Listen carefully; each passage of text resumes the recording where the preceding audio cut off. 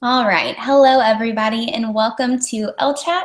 I'm excited to have you guys joining in today. So glad you're joining in, and welcome. I would love to make sure that you all can see me and hear me okay before I keep going. I know my mic has caused a little bit of trouble in the past. So feel free to let me know in the comments that you can see and hear me before I dive into the content rather, in the comments. Let me know. I'm really excited to dive into today's topic. This is one that I'm really passionate about, one that I've geared my business toward, helping people go full-time with their creative business, doing what they love full-time on their own terms. Awesome. Audio and visual are good. Awesome. Happy to see and hear you. Well, not hear you today, not see you either. I'm sorry, Jackie, but I'm glad that you all are tuning in today. I wish I could see you and hear you on the other end. I wish we could all be in person, but that's what these webinars are great for. It looks like some of you are joining in from Sweden and all over the world, which just blows my mind. I'm so thankful that you guys are tuning in today. Before I dive into the content and just share about how I went from freelance to full-time and share 7 key things that helped me do it with you all today, I just want to introduce you to Crowdcast in case you are joining in for the first time. There's a question section. It should be right underneath this live stream. So it looks like we're already getting some awesome questions in. So feel free to ask questions now or wait until about 45 minutes from now. I usually leave 20 to 15 minutes, 15 to 20 minutes for a Q&A at the end, and I'll try to get through as many of those as possible. You can vote questions up, so if you see one and you really want it to be answered, vote it up and I'll answer it in order. I also have 2 polls today, and I have 2 questions for you. I want to know when you hope to make the leap into full-time entrepreneurship. It looks like the majority of you, it's sooner rather than later, 1 to 3 months or ASAP. And the other one is what's keeping you from making the leap? Is it the inconsistent income? I know finances are one of the biggest hurdles. A small audience, fear of failure, uncertainty, or losing those work benefits. So it looks like inconsistent income is winning out right now. So I'm interested to see more of you let me know on that one.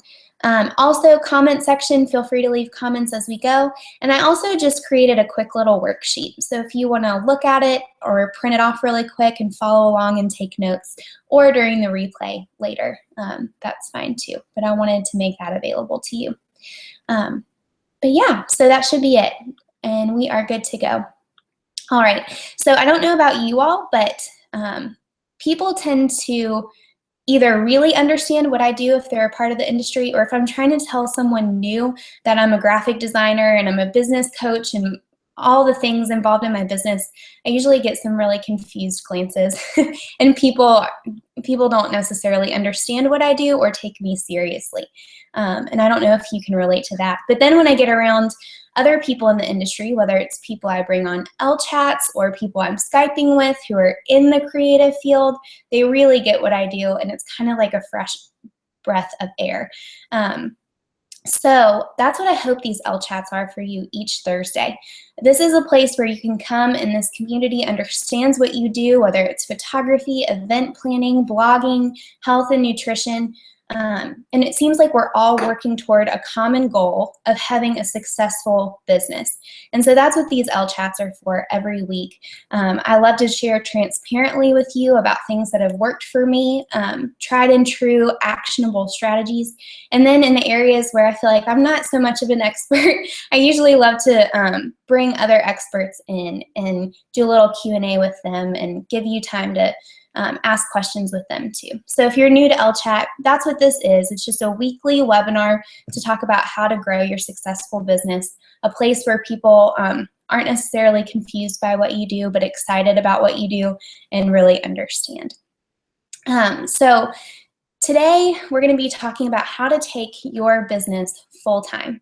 Now, I remember it was about 2.5 years ago that I was sitting in a desk job, hating my job, and hoping to take my graphic design business full-time and longing for it. It was also around that time that my husband decided he wanted to go to seminary and go to grad school for 3 years.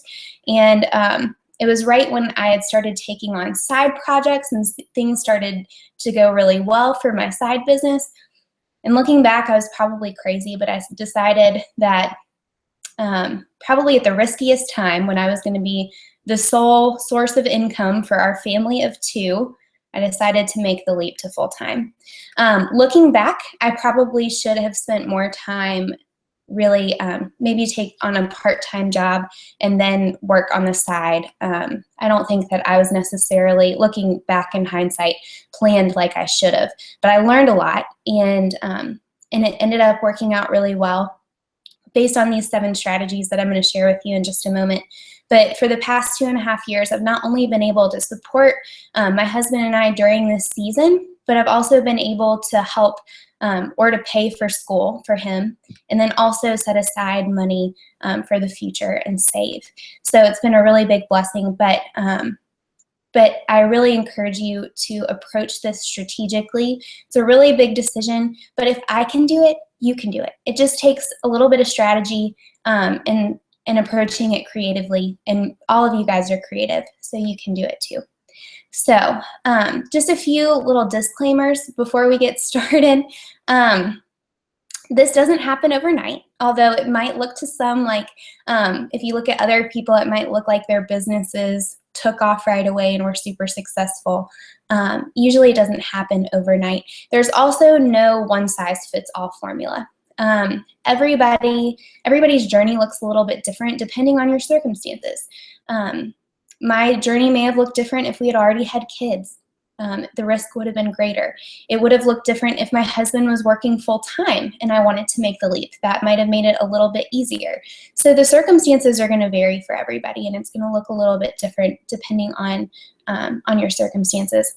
It's also going to take a lot of sacrifice. You might have to give up some things in order to make it work financially. For a lot of you, you're working full-time jobs or part-time jobs, so your time is really limited already. So it might require some extra hours and some late nights for a season in order to make that leap. It's definitely going to take a lot of hard work. There's just no getting around the work that's involved with taking your business full-time. You're probably the one wearing all of your hats, all the hats involved with business. So it's going to take some really hard work and some creativity. Passion is what gets you started. Passion is probably the one thing that is really motivating you to take your business full-time. You love what you do. You're probably really gifted in it. So you don't necessarily struggle with the passion side of it, at least not right now. If you want to take it full-time, you might really be struggling with the strategy. That's where I was when I started. I thought, I have enough passion to make this work. I'm going to make it work. And I had no strategy, no business smarts, and it was failing miserably. And it wasn't until I implemented strategy that it began to work. So it's going to take some creativity and some strategy. So like I said, if I can do it, you can do it too. And my goal today is to help you be strategic, intentional, and really smart about making that leap. So let's get into those 7 practices. The first is to set financial goals. This probably doesn't come as a surprise to you.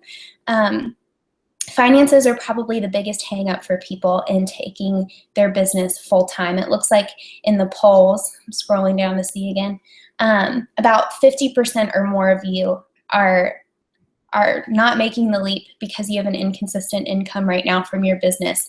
That financial security is a huge hang up. So my first piece of advice would be to either meet with a financial planner or just sit down and come up with your household budget. So how much do you have to be bringing in? Write out all of your expenses that are non-negotiables and factor that in. My husband and I recently met with a financial planner, and it was so incredibly helpful. I could not recommend it enough. He didn't charge us for his time because he sells products, and he was really gracious and really kind to meet with us and just go over things. But we both looked at each other and said, oh man, I wish we had done this years ago. It was just really helpful to sit down and look at all of our, all the non-negotiables for us, like rent and water and electricity and groceries and things like that, and see how much do we have to have every single month, and how much do we want to leave for vacations and things like that. Factor it all in and come up with your household budget. how much you all need to continue to make, whether it's you and your spouse or just you need to continue to make to keep things running and make things work. Write it all out in detail. You might want to have an emergency fund set aside just in case, especially if you're planning to go full time. And you're worried about income, so save and put together an emergency fund, and then consider how much you need to be making each month. So when I sat down and I thought, based on our expenses and wanting to be able to put a little bit of money away, $3,000 a month, we would really have to cut back, but we could make it work. Well, that didn't mean I needed to be making $3,000 a month. It meant I needed to be making around $5,000 or $5,500 because of taxes. So be really cautious in how much you're thinking you need to make each month from your business, because between state and federal taxes, you end up spending about 35% or 40% of what you make in taxes. I would rather be on the safe side, so I like to estimate really high. So we set aside 40% just in case. And then if I have any left over, woohoo, that's awesome. But when I'm planning and I'm budgeting, I'm considering 40% set aside in taxes. So really keep that in mind.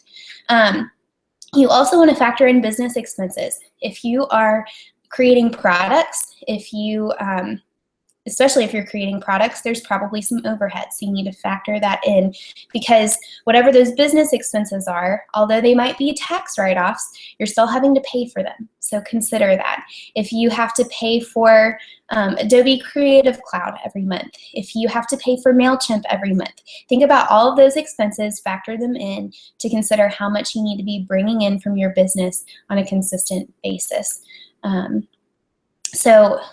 Not only have your household budget and figure out taxes and business expenses and how much you need to be bringing in, but set benchmarks. So if you're working toward full-time and you know how much you need to be making, and you think about when you want to make that leap, and it looks like for a lot of you, it's either 6 to 9 months, well, it varies, a lot between ASAP and 3 months. So sit back and set benchmarks from here until there of what you need to be making.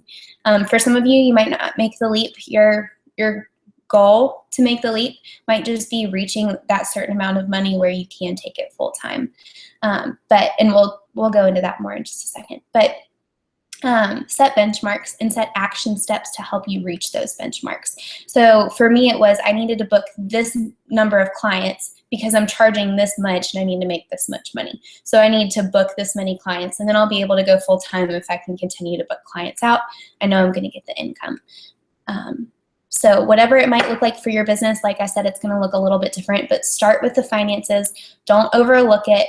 Don't just guess or just come up with random numbers. Sit down and crunch the numbers and really keep a good eye on your budget if finances is what is holding you up from making the leap to full time. But you want to be smart about it.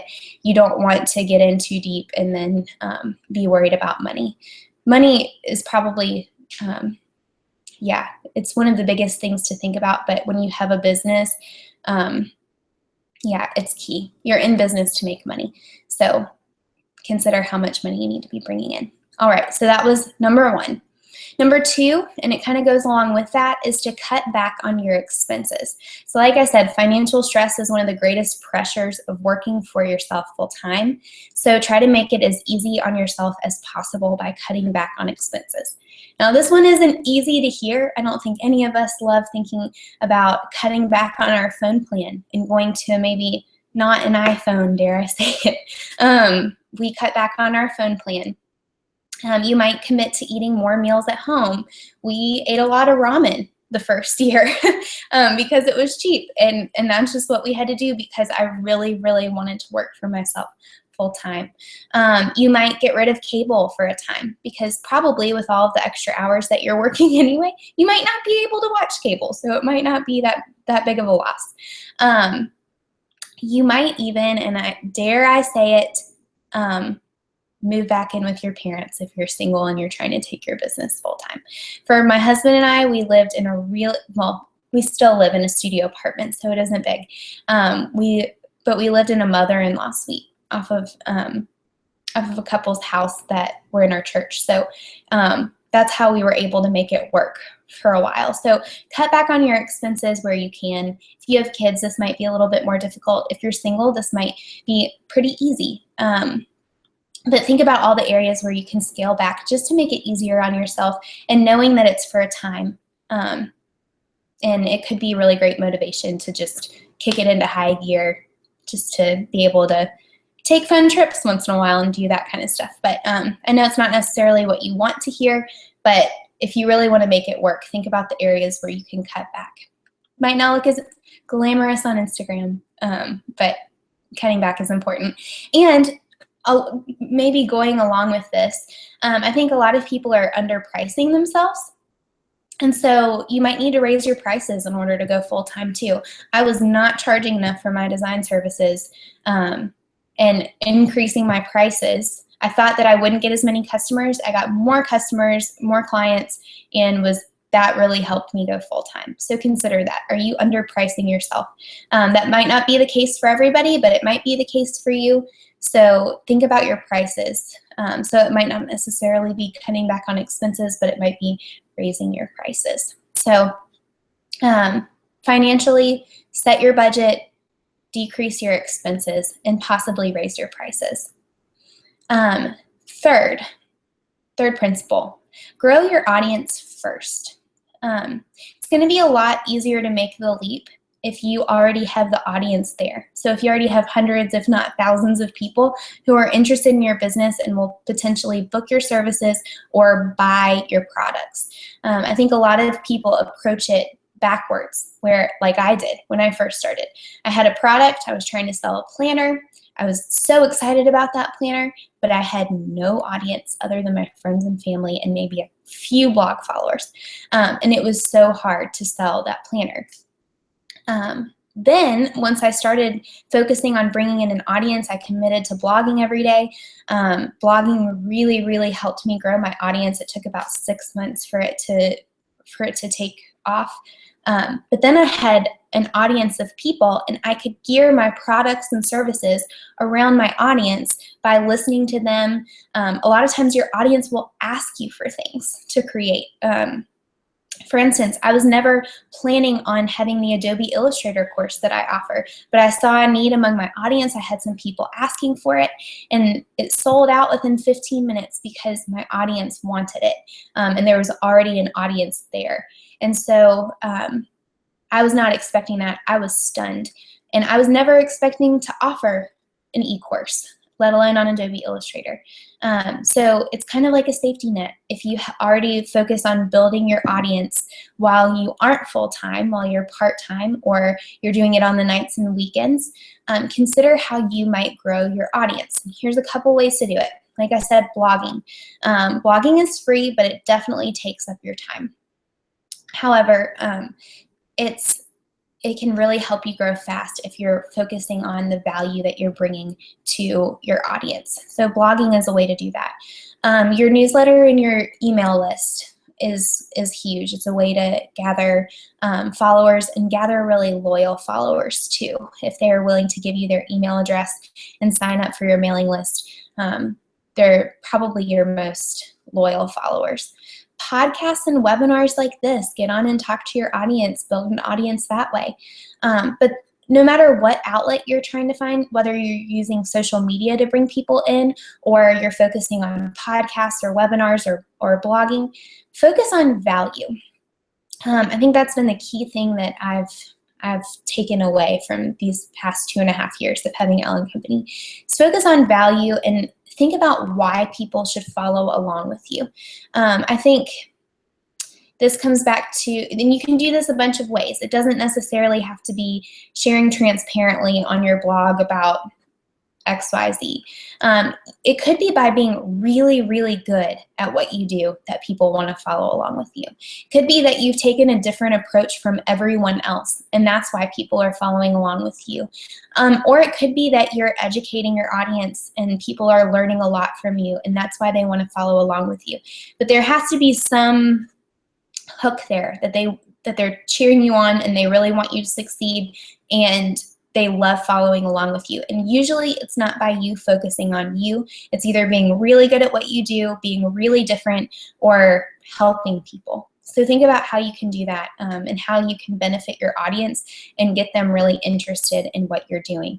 And that doesn't take going full time. You don't have to have 8 hours a day to spend on it to make that work. Do what you can in that season. Whatever you do, do it really, really well, whether it's webinars, podcasts, blogging, whatever it might be. But focus on growing your audience and getting a loyal audience. And as you do this, listen to your audience and find out what they want. And then you can create products, and then you can create services based on what they want. Not to say that you can't start with a few products and services. You probably have it already, but really focus on growing your audience first, because it's going to make the leap to full-time so much easier in the long run. Number 4, create multiple streams of income.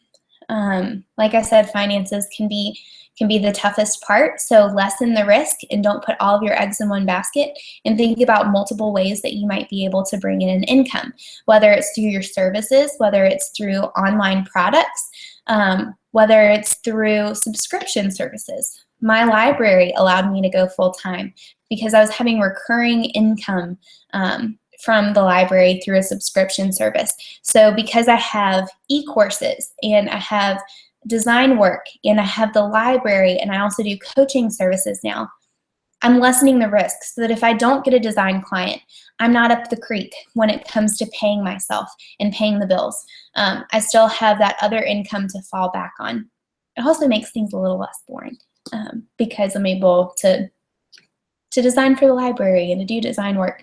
It's a little harder when you aren't able to do this full time, but if you can come up with something that you can do once and sell it again and again, like a subscription service or digital product or something like that, get creative with it. But definitely consider multiple streams of income. So yes, lessens the financial risk. So I would really consider doing that. Number 5 is to network. One of the greatest ways to build your business is building connections. Sometimes it is who you know, and sometimes people who are already in your industry and already doing it well. You can learn a lot from them. They can mention you. They can promote you. It can really, really come in handy. And there are multiple ways to do this. I remember when I first started, I really needed good headshots. I wanted to make my website look professional, but I didn't necessarily have the money to pay for it. So I traded with my friend Andrea, who is a starting photographer. She was just starting her business. And I traded a brand design, actually just a logo design really, in return for headshots. And we continue to work together to this day. But it was really helpful. So think about how you could trade services. Think about how you might collaborate on projects with other people, just to get your name out there. You might not go after the really big people in your industry. You might just go after someone who's just ahead of you in business, and they'll probably be more willing to work with you. Get in front of others in your industry. I could tell you off the top of my head through at least 3 people who consistently join in Elchats like this one, comment on my blog, reply to the newsletter, and I wouldn't have known of them had they not taken the time to just say something quick in the comments or on social media. Suzanne is one who's joining in today, Suzanne Geert. She always comments on everything, and we actually had a Skype call months ago, but because she just consistently reached out to me and said hello, and we built a relationship. Same for Audrika, who joins in. I don't know if she's joined in the Elchats, but she comments on the blog. So I know these people off the top of my head, and then if they send me an email asking me to collaborate or asking for feedback or whatever it is, or to share about their new offering, I'm much more willing to do it because I know who they are. So think about the people in your industry who you'd like to partner with someday, who you'd just like to have a connection with, and reach out to them, comment on their things, send them an email, reply to their newsletters, and don't go about it in a gimmicky way, but just get your name out there in front of people so that it's more recognizable. when you do reach out to people, make sure that it's a win-win for them. So I remember when I first started, I reached out to people who had my ideal audience that I was trying to bring in more people from, and I gave them my planner for free, and I said, if you enjoy it, would you mind sharing about it on social media? And so I got, or some of them actually blogged about it, and I got more traffic that way and was able to grow my audience that way. It was a win-win because they would share about it, and they got a free planner, and then I got some exposure that way. So when you do contact people, make sure it's a win-win for each of you. You might highlight people on your blog or in a podcast or in a webinar. Ask them to come on board. You could interview them. You could encourage them to talk about a topic in your industry. It's good to have a reason to be reaching out to them, and you get to kind of share audiences. So that's really nice too. Just make sure it's people within your ideal audience. For me, I want to be talking to other business owners, so it might not make sense if I don't know, I can't think of something off the top of my head, but it wouldn't make sense for me to partner with somebody for a webinar or podcast or something like that, or pour a lot of time and effort into a collaboration with someone who didn't have the same audience that I was going for. So consider that. And this is also something recently that I don't know why I hadn't thought about, but this is such a good idea. If you link to someone in a blog post, reach out to them and tell them that you linked to them in a blog post. I have people do this sometimes, and I'll tweet the blog post and share it. So it's a good way to get your name out there and get your business out there. And then, like I said, when you are networking and making sure it's a win-win, you also want to make it really easy for them to say yes to things. So I had someone reach out to me the other day and tell me that they were an interior designer. They had an interior design blog, and they said that I have a very similar aesthetic to them. So they asked me if I could just take a minute and go and pin a couple images from their blog, and that way my audience could see it and they could get a little bit of exposure. Not only were their images beautiful and I was happy to share them, but it was so easy and it only required like 2 minutes of my time max. So I was happy to do it. So make it easy for people.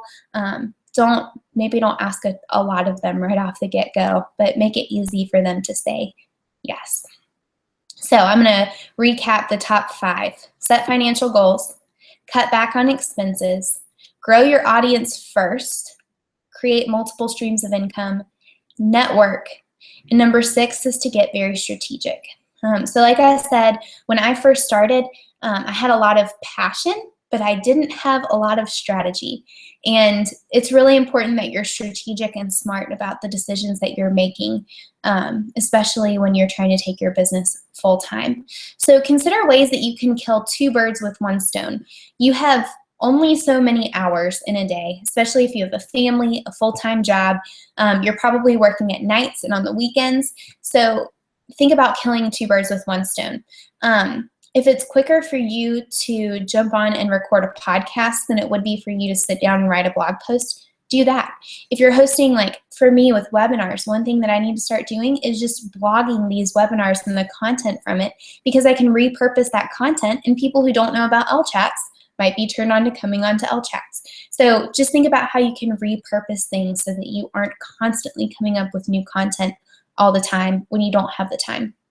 If you don't enjoy writing or you don't have the time to write, use dictation software. Maybe on your commute to work, you just talk out a blog post. You might have to go and clean it up later, but it might save you a lot of time. So dictation software can really come in handy. Personally, it drives me crazy because I'm a little type A, but my husband uses it all the time and it's really helpful for him. You can also schedule your meetings during lunch breaks and commutes. I know if I have a long car trip ahead of me, not only do I get bored in the car by myself, but I will put in my headphones and schedule a call and usually get some stuff done. So I try to, again, kill 2 birds with 1 stone. Something else, emails are one of those tasks that personally, if I'm being honest, I dread a little bit. But I think a lot of times I overthink emails and make them a lot longer than they have to be. Shorten your email responses. It doesn't have to be paragraphs and paragraphs. If your time is really precious, you can be really thoughtful and really kind in a couple sentences and just let it go. So keep that in mind as well. Make the best use of your time when you're able to sit down and actually work too. So set time limits. If you need to crank out a blog post, sit down and say, I only have an hour and a half to write this and get it up. And I guarantee you, if you set a time limit, you'll get it done a lot quicker. For me, if it's open-ended and I say I just need to write this blog post by the end of the day, I can guarantee you that I will wait until the end of the day to finish that blog post. But if I say I only have an hour to finish this up, I will get it done in the hour. So set time limits. Same thing with design work. For me, I could work in circles all day long, but if I set time limits, I will get it done. And I'm a perfectionist, so it's good for me to just cut it off. Cut out distractions. If you're working, you might turn off all notifications on your phone, all notifications on your laptop, so news updates and things like that don't pop in your window. Turn off your phone and set it away from sight. That's what I do. I don't allow myself to pull up any other windows. I click out of all other tabs so I'm not distracted. Just cut it out. And another thing that will be huge for you if you aren't doing it already, schedule your social media. Maybe set aside one time each week to just come up with a bunch of posts and schedule it all out on Buffer. Buffer is free. It's a lifesaver for me. I never really check social media throughout the day because it's all scheduled ahead of time. So just think of creative ways that you can make the best use of your time. And scheduling social media is one of them. You might batch tasks. This is also really helpful. A lot of times if you just have some small tasks, they can end up taking a bunch of your time. So consider batching tasks. So Mondays, you might work on prepping blog posts. Tuesdays, you might work on Buffer and scheduling all your social media posts. Wednesday, you might work on client work. Thursdays, like you can batch tasks for certain days and you'll be able to get a lot done. Delegating, if you're able to spend the money or find people that you can pass tasks off to, do it. It will be so helpful. If you can take on an intern, whatever you have to do to pass off the tasks that don't require your attention. If you can do it in the season you're in, delegate. Also, streamline your processes. If you do the same thing over and over again, especially for client work I've found, and blog post writing, I get more efficient every time and it doesn't take me as much time every time. So you might need to sit down and write out your workflow from start to finish. So with blog posts, I come up with the title first so that I have a direction and a goal. I outline my post from start to finish. I trick myself a little bit because an outline doesn't seem as intimidating as writing a full post. So I'll outline it and I'll come back to it later. I'll fill it all out because once I have the outline, again, tricking myself, I think, oh, it's not going to be hard to sit down and write this post. I've already practically written it out. All I have to do is go and fill it in. And then I have a schedule for putting it in Squarespace. The more and more you do something over and over the same way, the quicker you're going to get. So streamline your processes, write out your workflows. And also continue to learn. Be a student of your field. Be a student of entrepreneurship. Listen to podcasts or listen to Ellechat in the car or on the cross trainer as you're working out, while you're folding laundry, whatever it is, just continue to learn so that you can approach your business strategically and creatively. So those are just my time management tips, but just get strategic about how you're running your business and how you're making the most use of your time. All right, number 7, and then I'll try to answer questions because we've got a lot of great ones in here. Let's see. 14, holy cow. Okay, so number 7 is to narrow your focus. What do you want to be known for? A lot of times if you're trying to do it all, not only is it so hard when your time is limited, but it's hard for people to understand exactly what it is you do, and you're going to have a really hard time growing your audience and getting people interested in your services and your products if if it isn't very clear what you're doing from the get-go. So if you think about the bigger, more successful businesses, they usually don't try to do it all. They usually zero in on one thing. Chick-fil-A, chicken sandwiches. That's what you think of when you think of Chick-fil-A. Martha Stewart, you think of homemaking and entertaining and cooking and all the things involved with that. Even though there's many different avenues that she takes in there, you have a specific thought when you think about her. Nike, you think of sports. You think of apparel and gear. So that's what they're known for. So what do you want to be known for? Don't try to do it all. Narrow your focus, and don't be afraid to hone in on one thing and do it really, really well. That doesn't mean that you can't bring in multiple streams of income from it. You can definitely do that, but do one thing and do it really, really well. Don't feel like you need to accommodate everybody. I had a web designer reach out to me the other day that was scared to just commit to Squarespace, and only committing to Squarespace was the best thing I could have done, because I got people who only wanted to work with Squarespace, and I became known for it. So it wasn't necessarily intentional, but it happened. So narrow your focus and don't try to do it all. So those are my 7 tips for taking your business full-time based on finances and your audience. I'll go over them again just briefly before I answer questions. So set financial goals, write out your budget in detail, figure out how much you need to be bringing in after business expenses and taxes, and set benchmarks. Cut back on your expenses. If you need to eat ramen for a while and not have an iPhone to bump down your phone plan, do it. If you really want to take your business full time, it'll definitely be worth it. You might also need to increase your prices. Number 3, grow your audience first and listen to your audience to hear what they want. If you can book clients far in advance, it's going to make it much, much easier for you to make the leap. Number 4, create multiple streams of income, services, subscriptions, courses. It lessens the risk and keeps you from putting all of your eggs in one basket. Number 5 is network. Reach out to other people, get them to share the word about your business, get in front of other people's audiences. Number 6 is to be strategic, make the best use of your time, be creative about how you're using your time and how you're marketing yourself. And number 7, narrow your focus. What do you want to be known for? Don't try to do it all. Just choose one thing and run with it. Once you go full-time, you can always change that later. All right. And I just want to say too, what's the worst that could happen? You might quit and it might not work, and you might need to find another job, and that's okay. But I will guarantee you, if you have a website and you're working really hard to take your business full-time, and you do take it full-time, I think, and it works, you'll receive multiple job offers from people that you'll have to turn down. And I've seen this in my own experience. I've received random job offers from people who I would have dreamed of working with 2 years ago, but having my own business is worth it. So I think, not to say that you should quit today. Use wisdom, use strategy, but the worst that could happen is that you have to go and find another job later. So depending on your circumstances, yeah, if I can do it, you can do it too.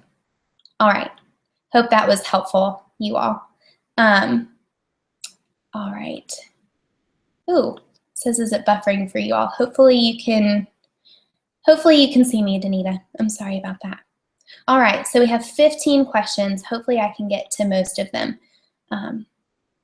All right, so looks like the number of votes is a little funny. Okay, Suzanne says, she says, a pet peeve of yours, Lauren. Oh no. How do you avoid getting too inspired of the work or methods you see from others?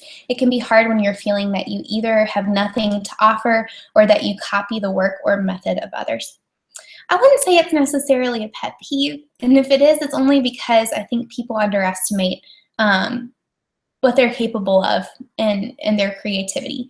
I don't necessarily think it's awesome to just do what everybody else is doing. I don't think you get ahead that way. And I don't think you can differentiate yourself if you're constantly looking to others to show you how to run your business or what to offer, or what your processes should look like. I think you need to get creative about it, especially as a creative entrepreneur. That being said, I think it's really easy, and I've dealt with this too, doubting what you have to offer. However, I think, like I said, that you underestimate yourself. You might, and one thing that I did was to look at people in other industries, away from photography, graphic design, web design, out of my field, and see what was working for other people and how I might be able to implement it for Ellen Company. And that worked out really well. Content marketing. I didn't see many people in the design field doing content marketing, and that worked extremely well for my business. So how do I avoid it? I try not to follow along with others. If I feel like I'm tempted to follow along with them too closely, I stop following along. I really don't follow that many other designers unless their work is extremely different from mine and their business is very different from mine, just because I don't want that in my head. But I follow along with others in other industries and try to see what they're doing and what works for them, and maybe put my own spin on it. So that's what I would suggest. If you feel like if you're following a little too closely, or following along with somebody else is causing you to doubt what you're doing, I just wouldn't follow along with them. Just get creative. But definitely look at creative strategies that other people are using and think about how you can make it work for you. Great question, though, Suzanne. Marie says, how can I get the most of what little time I have to put into my business? I work full-time and need quality time with my husband and daughter, but want to make the switch. How do I book out without putting in my notice? This is a great question, and I totally understand. Your husband and your daughter come first, and you have to work in order to support your family in this season, so I get that. How to get the most is the strategic ways that I said before. You don't need a podcast and a webinar and blog posts and social media posts. Think about the areas where you can put your time, and use Buffer for social media. Use dictation software if you need to. If podcasts would be easier for you, do that. If webinars would be easier for you, do that. But think about how you can double up on your time.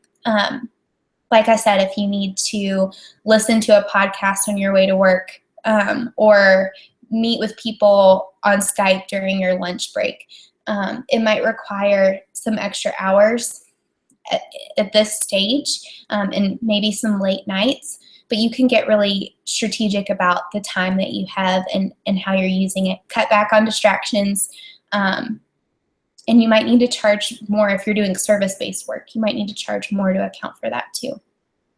So I hope that's helpful for you, Marie. All right, Nicolina says, how do you transition from in-house to your own business without quitting your day job and just leaving? I hope that throughout this these last 45 minutes that I've been able to help you consider ways to make that transition. Be really intentional with your time. I think setting time limits is another thing that would be extremely helpful for you. Map out your entire week. Lately, and I'll show you, I have it sitting right here. I use an online planner, but I like to see things written out. And so these past few weeks, I've sat down and written out my whole week. I don't know if you can see it. Mark things off as I go. And I say Monday, 8:30 a.m. I'm working on emails. 9 o'clock I'm working on design. 10 o'clock I'm writing a post. And it makes me set time limits. It makes me make the best use of my time. It's also a measure for me to be able to see what I do and don't have time for. So that might be really helpful too with you. Multiple streams of income could also be really, really helpful. So hopefully I helped answer that question throughout this webinar. But great question. Janita says, did you create a transition plan to assist with your moving into your own business or an exit strategy? I should have. But like I said, I made the leap when my husband decided to go to school full-time. I did work part-time for the seminary, for the grad school. I worked in their admissions department, and I was doing Ellen Company. And kind of my exit strategy was, okay, I need to make this amount of money, and then I can quit this job and And I did. So I was able to quit that part-time job. It wasn't very many hours a week. But I set those benchmarks that I need to be making this much money. I need to book this many clients. And that also went along with the money because I knew how much I would be bringing in. But that was kind of my exit strategy, to set those benchmarks and book clients enough to where I could make that leap. I hope that's helpful. Danny asks, how do you plan financially for taking the leap? What important steps should I take now that I'm full-time before going full-time? Financially, like I said, budgeting it out and accounting for every dollar, cutting back on expenses, raising prices, multiple streams of income. Jessica says, how do you know when you're ready to take on a business? Do I need a backup plan if it didn't work? Thanks. Backup plan could be helpful. Definitely thinking about other jobs or what you could do. Set aside an emergency fund. That's what our financial planner told us too. About 3 to 5 months of expenses. Set that aside so that if worse did come to worse, you could lean on that if you weren't bringing in that money for some reason. If you were to get sick, because when you have your own business, you don't get paid leave or time off. If you're sick, you still have to get things done and bring in an income. So set aside an emergency fund is what I would say. While you're part-time, if you're able to do it, start setting aside money that just for your expenses, rent or your mortgage, utilities, food, gas. Set all of those aside, insurance. Set that aside, and that way you have a little bit of a cushion. If you needed to find a full-time job again, you could rely on that. Casey says, what are your methods and processes for booking a full year of client projects? Also, my business partner will handle all the finances, strategies, and client communication while I handle all design aspects. Besides only offering design, what are other services my business partner can offer to utilize her marketing and business skills and yield income for our business? Okay, so client projects. Yes, design projects. I see that now. Okay, so booking clients. Share what I did, and I know not everybody agrees with this, but share each design project on your blog. So when I shared my design projects, I not only said, here, look at these designs, aren't they pretty?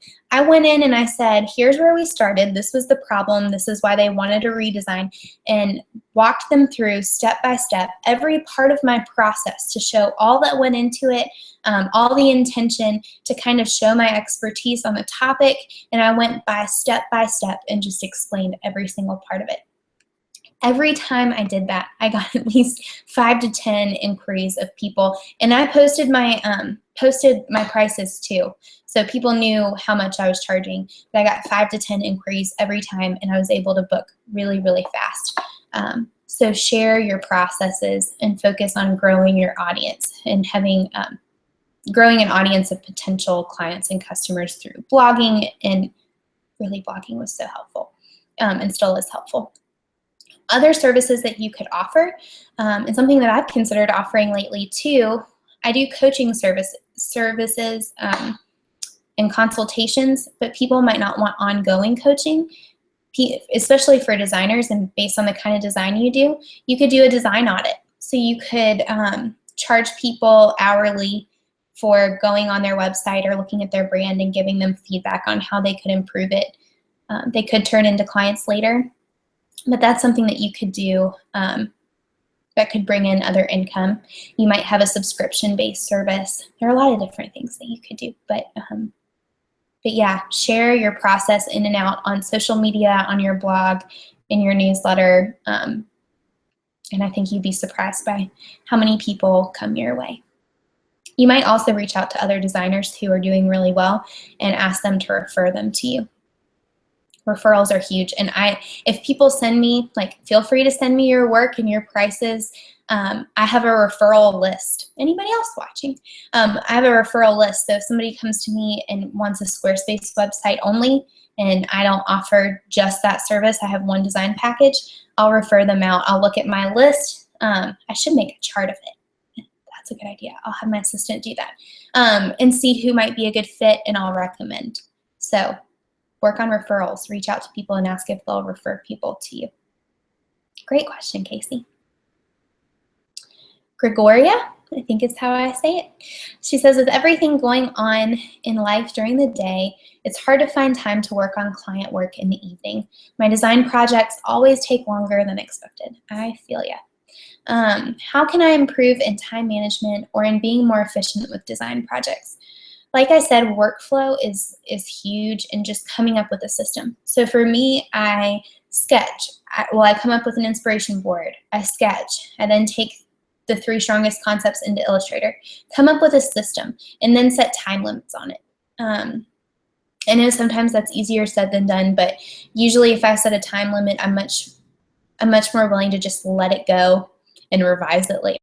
Just get client feedback on it, see what they like, what they don't like, and I can change it later if I want to.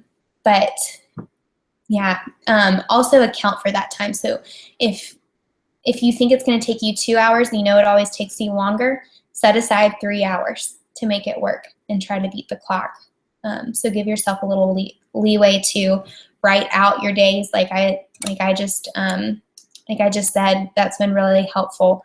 But a lot of times we want to tweak and tweak until it's just perfect, and sometimes it just needs to get done in order to get paid and get clients and get design work done.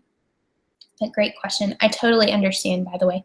I remember being there and being stressed out because I had client projects that I needed to get done, and I was working a full-time job. So I've been there. But setting time limits might be really helpful. All right. Sisterly Love says, I've created a podcast dedicated to young women. I'm getting more listens. So it moved. Getting more listens and follows, but how do I really get this off the ground to increase follows and listens?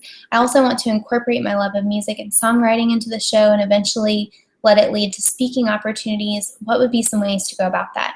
If it's dedicated to young women, you might consider bringing on other people who have a little bit of an audience and asking them to participate. And maybe as part of that, you ask them to share it with their audience. Think about how it benefits them. I think networking is really going to be huge for you. So I would really focus on that and bringing other people on board. Blogging might also be helpful just for search results and SEO. You might take your podcast and just outline it in a blog post. And eventually, over time, that will allow people to share it too on social media and pin it to Pinterest, but also SEO and keywords, it'll get picked up more on Google. So networking and maybe blogging your podcasts as well. Caroline says, now you have an impressive portfolio and blog, but how did you handle the start with a small library and just a few or maybe none references?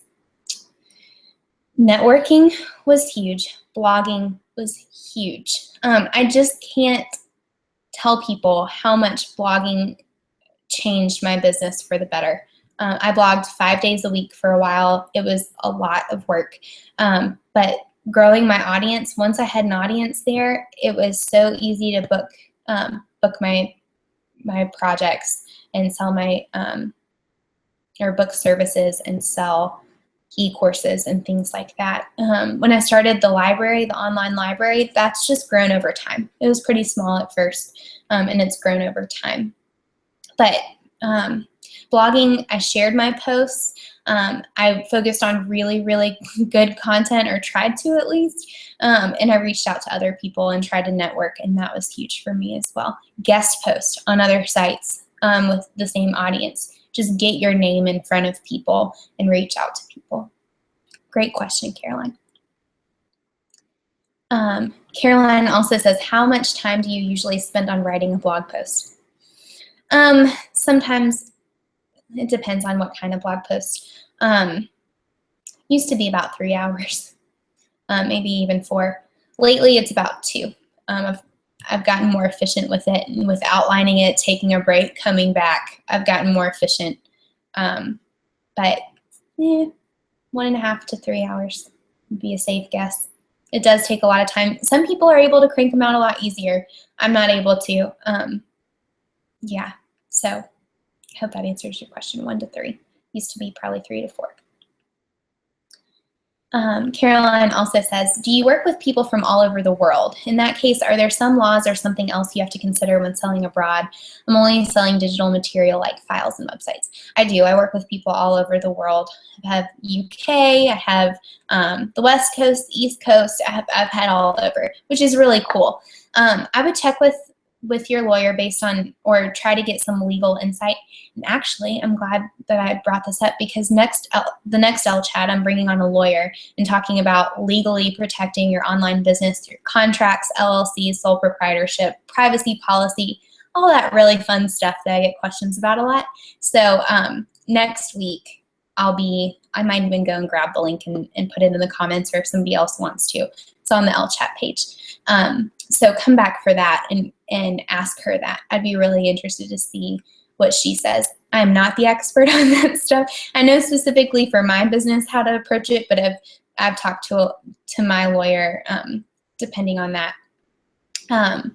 So my contract doesn't differ for international clients, but depending on what you're selling.